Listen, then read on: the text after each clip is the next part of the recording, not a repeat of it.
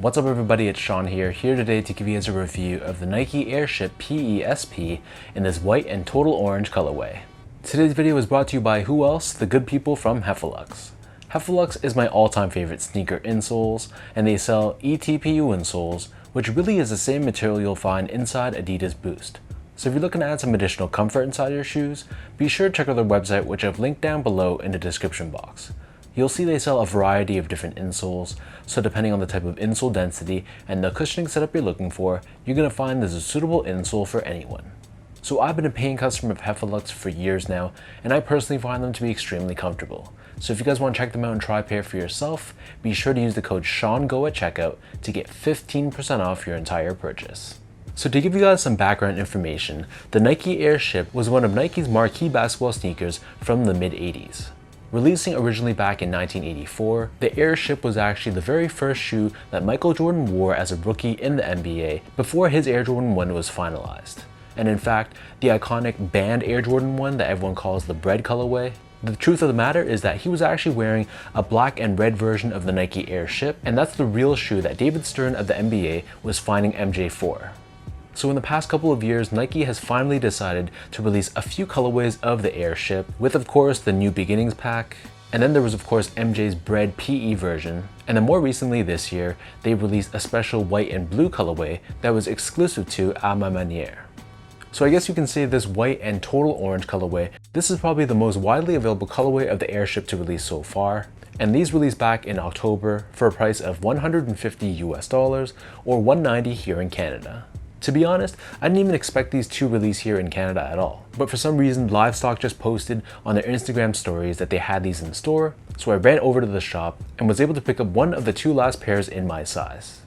So anyways, here's a quick look at the box, and as you can see, this comes in a white-based cardboard box with Nike branding on the top in this oversized orange fashion. And interestingly enough, the tag on this box, it actually reads Jordan Airship PE-SP. And the reason why it's called a Jordan PE is because the Airship, when it was being developed, long story short, they were trying to get something on Michael Jordan's feet because the time frame between when they had signed him to Nike and the start of the season, it was a very short window. And at the time, the Air Jordan 1 wasn't ready yet. So the initial versions of the Airship that Michael Jordan wore, it was actually the upper of the Airship, and they slapped on different bottoms. So for example, that bread colorway that he wore during preseason, they took the midsole and the outsole of the Nike Pro Circuit, which was a tennis shoe. And then for the more recognizable white and red colorway, they put the Airship upper on the bottom of the Air Jordan 1. So for this colorway, they do something similar, which is why they call this a Jordan PE. So hopefully that gave you guys a better understanding of the history behind the Nike Airship. And before I forget, inside the box, I forgot to show you guys this, but it comes with this retro-inspired booklet as well, which explains the construction, the technology, all that stuff behind the model.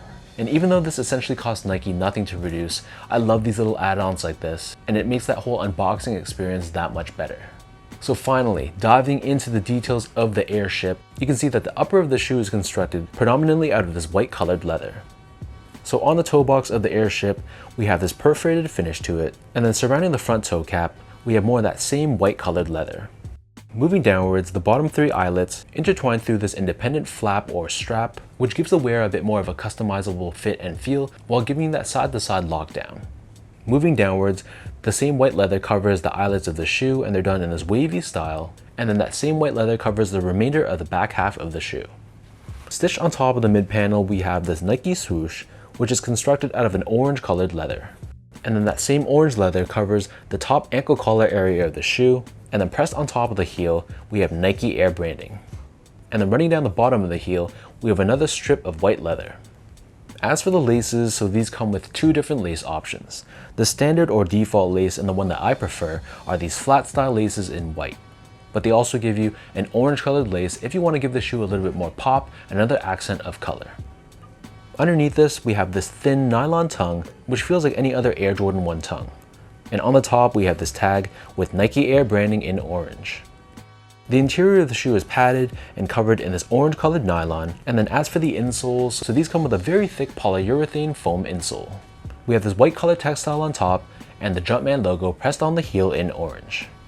Underneath the insole, you'll see that this shoe is actually board lasted, which is basically the older method of how they incorporated torsional rigidity within a shoe. And this is something you see on the 85 cut of the Air Jordan 1 releases as well. So the upper of the Airship sits atop this white colored solid rubber cupsole, and you can see the midsole has a very defined texture to it. Encased within the heel of the midsole but not visible to the eye, there is a Nike Airsole unit for cushioning. And then finally, turning this pair over to the bottom, so the outsole here is constructed out of an orange colored rubber. This is almost identical to an Air Jordan 1 outsole, except the portion in the middle is cut away a little bit different. We still have that circular pivot point on the forefoot though, and in the middle we have the Nike logo. So that breaks down the look and the construction of the Nike Airship. And for those wondering about sizing, to me these fit pretty much like any other Air Jordan 1, so I'd recommend sticking true to size. So I'm a true size 10, slightly on the wider side. I got these in a size 10 and they fit me really well.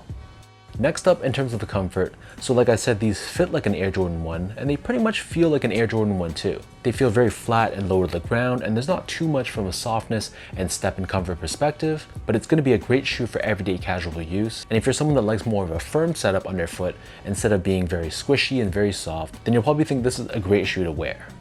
Last but not least, in terms of the overall quality and craftsmanship, so first off, material quality, I thought it was solid. It wasn't the best quality leather I've seen on a Nike shoe, but for what it is, and especially for the price point, I thought this leather was decent. As you run your fingers across the leather, you can see those natural leather grains flex, and it doesn't have an overly hard and synthetic plastic coating on the top that Nike sometimes utilizes on their shoes.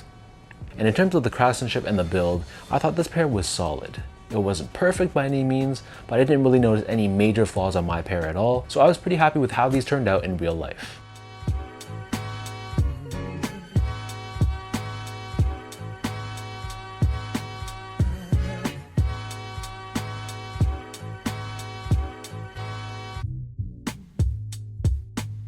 So with all that out of the way, now let's toss these on feet and I'll show you guys how these look.